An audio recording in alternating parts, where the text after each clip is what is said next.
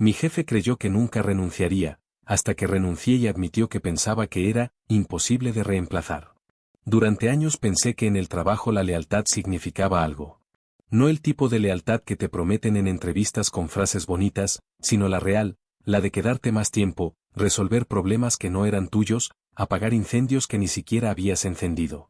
Yo era ese empleado. El que llegaba antes de hora. El que se iba después de todos. El que siempre podía encargarse. En mi empresa eso tenía un precio invisible. Si eres bueno resolviendo todo, dejan de verte como reemplazable y empiezan a verte como indispensable. Al principio suena bien. Hasta que te das cuenta de que indispensable no significa importante. Significa que nadie quiere cargar con tu trabajo si te vas. Mi jefe, Ricardo, era experto en eso. Nunca gritaba. Nunca te presionaba directamente. No necesitaba hacerlo. Usaba otra técnica. Confío en ti para esto. Solo tú puedes hacerlo rápido.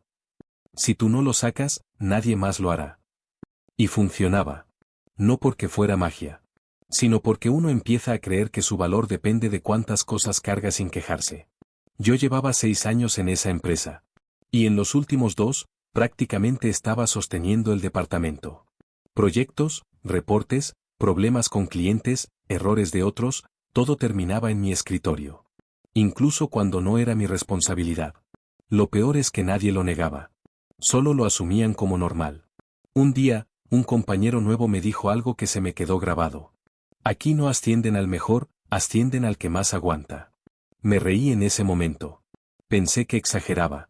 Pero con el tiempo, entendí que no estaba bromeando. La empresa había construido un sistema silencioso. Si haces bien tu trabajo, te dan más trabajo. Si lo haces rápido, te dan más urgente. Si lo haces sin quejarte, te lo dejan para siempre. Y yo era el ejemplo perfecto. Hasta que empecé a notar algo raro. Mi jefe evitaba hablar de reemplazos. Cuando alguien mencionaba capacitación o delegación, cambiaba el tema. Cuando sugerían contratar más personal, decía: no es necesario, por ahora estamos bien. Pero ese bien siempre dependía de mí. Un viernes por la tarde, después de cerrar un proyecto que no era mío pero que terminé arreglando de emergencia, escuché una conversación que cambió todo. No fue planeada. Simplemente me quedé más tiempo en la oficina. Ricardo estaba hablando con recursos humanos en su oficina, la puerta entreabierta. No te preocupes por él, dijo. Me detuve. No era común escuchar mi nombre en ese tono. Mientras siga aquí, todo funciona, continuó. Silencio del otro lado. Luego añadió algo que no esperaba. Es imposible de reemplazar. No sonó como un halago. Sonó como un problema. Me quedé quieto. No entré. No dije nada. Solo entendí algo que me incomodó profundamente. No me veían como alguien valioso. Me veían como alguien atrapado. Esa noche llegué a casa con una sensación extraña. No era enojo.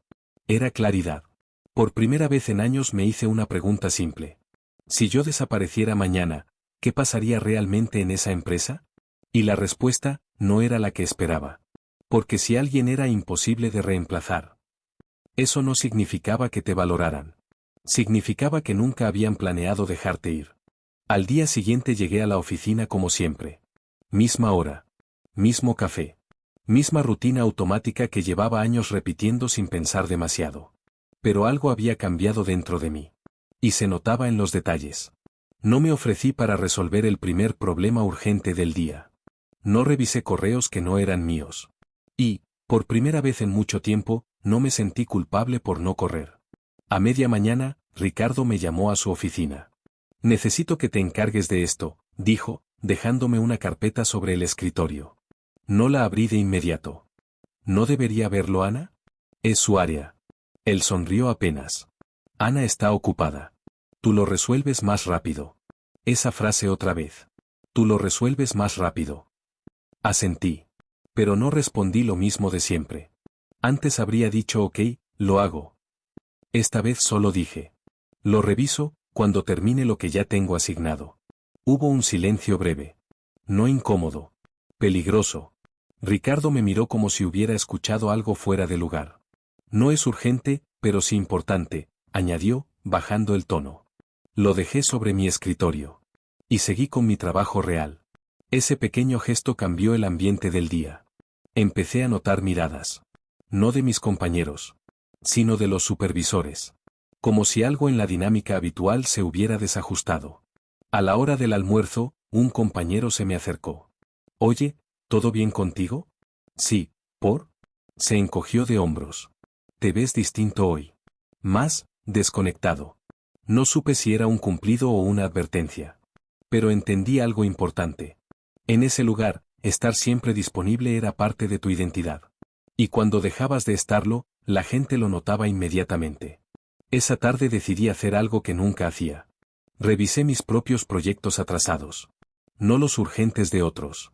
Los míos. Y descubrí algo incómodo. Había trabajo acumulado que llevaba meses sin reconocimiento, pero sí con exigencia constante. Documentos sin firmar. Procesos sin actualizar. Responsabilidades que todos asumían que yo ya había resuelto. Pero no estaban cerradas. Solo estaban sobre mí. Como una lista invisible que nunca terminaba. A las 6 de la tarde, mientras la mayoría se iba, Ricardo volvió a aparecer. Se apoyó en mi escritorio. Necesito hablar contigo. Su tono era distinto. Más cuidadoso. Más medido. Me llevó a la sala de reuniones. Cerró la puerta. Y ahí, sin rodeos, dijo. He notado que hoy estás, diferente. No respondí. ¿Pasa algo? Preguntó. Lo miré unos segundos. Y por primera vez no elegí la respuesta cómoda. Nada. Solo estoy trabajando a mi ritmo. Él frunció ligeramente el ceño. Eso no es lo habitual en ti. Ahí estaba. La frase real. Lo habitual. No yo. Mi rendimiento. Mi disponibilidad. Mi costumbre de decir sí. Antes de que pudiera responder, añadió algo que me dejó en silencio. Mira, no es fácil encontrar gente como tú. Y ahí entendí el patrón completo. No era elogio. Era dependencia. No era reconocimiento. Era control. Me quedé mirándolo. Y por primera vez me pregunté no cuánto necesitaba yo ese trabajo, sino cuánto dependía la empresa de que yo nunca cambiara. La conversación con Ricardo no terminó ahí. Solo cambió de dirección. Te estás tomando esto muy personal, dijo finalmente, cruzándose de brazos. No sonaba enojado. Sonaba, preocupado. Como alguien que intenta evitar que un sistema se desajuste. No es personal, respondí. Es trabajo. Él soltó una pequeña risa. El problema es que para ti siempre ha sido personal. Por eso funcionas tan bien aquí. Esa frase me dejó pensando más de lo que debería. Por eso funcionas tan bien aquí. No era un elogio. Era una descripción de cómo me habían moldeado. ¿Qué quieres decir exactamente? Pregunté. Ricardo se inclinó un poco hacia adelante. Que hay personas que hacen su trabajo, y hay personas que sostienen todo lo demás sin darse cuenta. El silencio se volvió incómodo. Y tú eres de las segundas, añadió. Ahí estaba otra vez. No eres importante. No eres clave. Sino sostienes todo. Como si mi valor no fuera profesional, sino estructural. Como una pieza que no puede moverse sin que todo el edificio tiemble. Salí de la sala con una sensación extraña. No estaba enfadado. Estaba, lúcido. Esa noche revisé correos antiguos desde casa. Empecé a rastrear cosas que había resuelto en los últimos años. Y descubrí un patrón inquietante. Cada vez que alguien se iba del equipo, su carga no se redistribuía. Se filtraba hacia mí. No había reemplazos reales. Solo transferencia silenciosa de trabajo. Y cada vez que yo lo resolvía, se volvía invisible. Hasta que era normal. Hasta que era mi responsabilidad. Al día siguiente decidí hacer algo distinto. No hice horas extra. No respondí mensajes fuera de horario. Y, sobre todo, no resolví un problema que claramente no era mío. A media mañana, el sistema colapsó en un proceso interno. Nada grave. Pero suficiente para generar caos. En menos de 10 minutos, mi teléfono empezó a vibrar. Primero un compañero. Luego otro. Después supervisión. Pero no respondí de inmediato. Esperé. Quería ver qué pasaba cuando no era yo quien corría primero. A los 15 minutos, Ricardo apareció en mi escritorio. Esta vez no estaba tranquilo. ¿Qué está pasando con el sistema? Preguntó. No lo sé, respondí. No es mi área. El silencio que siguió fue diferente a los anteriores. Era tensión real. Por primera vez, el sistema no se estaba resolviendo solo porque yo no intervenía. Ricardo miró la pantalla de mi computadora, luego a mí. Necesito que lo veas. Negué suavemente. Puedo revisarlo, pero no es mi responsabilidad directa. Su expresión cambió apenas. No enojo. Desconcierto. Como si algo que siempre había sido automático, hubiera dejado de funcionar. Antes lo habrías resuelto ya, dijo. Asentí. Antes lo hacía todo. Y esa frase quedó flotando entre los dos. Porque por primera vez no era una queja. Era un hecho. Ricardo no respondió. Solo se quedó mirándome unos segundos más de lo normal. Y por primera vez entendí algo claro. El sistema no estaba diseñado para que yo fuera reemplazado. Estaba diseñado para que nunca tuviera que serlo. Y ahora que había dejado de funcionar como siempre, nadie sabía exactamente qué hacer conmigo. El problema del sistema no se resolvió ese día. Ni el siguiente. Se fue haciendo más evidente con cada hora que yo no intervenía automáticamente. Al principio eran cosas pequeñas, correos sin responder, decisiones que antes tomaba yo en segundos ahora quedaban en pausa, reuniones que se alargaban porque nadie asumía el cierre. Después vinieron los efectos reales. Retrasos en entregas. Clientes molestos. Equipos confundidos. Y en medio de todo eso, un patrón que nadie quería decir en voz alta. Cuando yo no actuaba, el sistema se volvía más lento. Ricardo dejó de actuar como si nada pasara. Empezó a observarme. Más que supervisar, evaluaba. Un día me pidió que volviera a su oficina. No había papeles sobre la mesa. Solo él, sentado, con la misma expresión que alguien que ya no está seguro de cómo manejar una situación. No estás actuando como siempre, dijo. No era una pregunta. Estoy actuando como cualquier otro empleado, respondí. Él negó lentamente. No. Los demás no pueden hacer lo que tú haces. Silencio. Esta vez no respondí. Ricardo se inclinó hacia adelante. ¿Te das cuenta de lo que está pasando aquí? Lo miré. Creo que sí. Él suspiró. El equipo está empezando a depender de otros, pero no funciona igual. Asentí. Eso es lo normal cuando una sola persona hace el trabajo de varios. Su mirada cambió ligeramente. Como si esa frase no le gustara. No es solo eso, dijo. Hay cosas que tú ya tienes automatizadas. Decisiones, procesos, conocimiento interno. Hizo una pausa. Eres el único que entiende el sistema completo. Ahí estaba otra vez. No buen empleado. No valioso. Sino único que entiende. Esa era la palabra clave.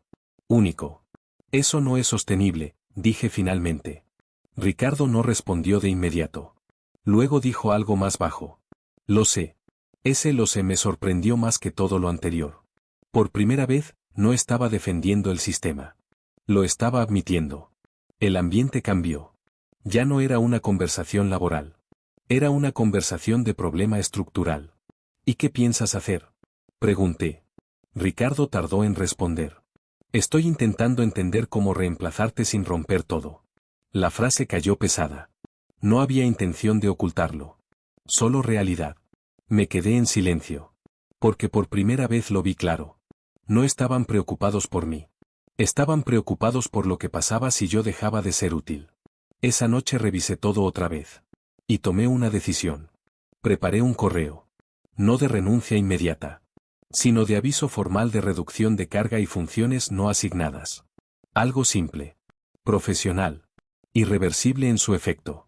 Antes de enviarlo, lo dejé en borrador. Y esperé. Porque sabía que, una vez que lo enviara, ya no habría forma de volver al mismo lugar. A la mañana siguiente, Ricardo me llamó temprano. Esta vez no a su oficina. Sino por teléfono. Su voz era distinta. Más baja. Más honesta. He estado pensando en lo que dijiste. Silencio. No eres fácil de reemplazar. Me quedé quieto. Esperando el pero. Y llegó. Pero creo que yo nunca te vi como alguien que pudiera irse. Esa frase fue la más importante de todas. Porque no hablaba del trabajo. Hablaba del error. Del hábito. De la suposición. Del sistema entero construido sobre una idea peligrosa. Que yo nunca iba a dejar de estar ahí. Y en ese momento entendí que la verdadera decisión no era si yo podía seguir ahí. sino si ellos podían seguir funcionando sin asumir que yo siempre estaría. Esa misma tarde envié el correo. No fue impulsivo. No fue emocional. Fue silencioso. Como cerrar una puerta sin necesidad de golpearla. No escribí amenazas. No escribí reclamos. Solo dejé claro lo que durante años había evitado decir. Que mi carga ya no podía seguir creciendo sin límites. Que mi trabajo tenía un alcance humano, no infinito. Y que seguir como antes simplemente no era viable. No pasó ni una hora antes de que Ricardo me llamara otra vez. Pero esta vez no pidió que entrara a su oficina.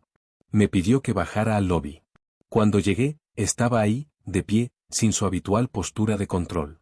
Se veía distinto. No más fuerte. Más expuesto. Lo vi, dijo apenas me acerqué. Asentí. No había necesidad de explicar. Se quedó callado unos segundos. Y luego soltó algo que no esperaba escuchar de él. Pensé que nunca ibas a llegar a esto. Lo miré sin responder. Él continuó. Pensé que ibas a quedarte siempre. No era un reproche. Era una confesión. El tipo de frase que no pertenece a un jefe, sino a alguien que entendió demasiado tarde lo que construyó. No puedes construir un sistema basado en una sola persona, dije. Ricardo bajó la mirada. Lo sé ahora. Silencio. Por primera vez no había estrategia. No había presión. Solo realidad. ¿Y ahora qué? Pregunté. Él tardó en responder. Ahora tenemos que aprender a funcionar sin asumir que alguien va a sostenerlo todo. Asentí. Porque esa era la única respuesta posible. Ni heroica. Ni dramática. Solo necesaria. Antes de irme, Ricardo dijo algo más bajo. Honestamente, pensé que eras imposible de reemplazar. Me detuve. No respondí de inmediato. Porque esa frase ya no me sorprendía. Solo me mostraba lo que había sido todo este tiempo. Nadie es imposible de reemplazar, dije finalmente. Solo es peligroso hacer que una sola persona cargue con todo. Salí del edificio sin mirar atrás.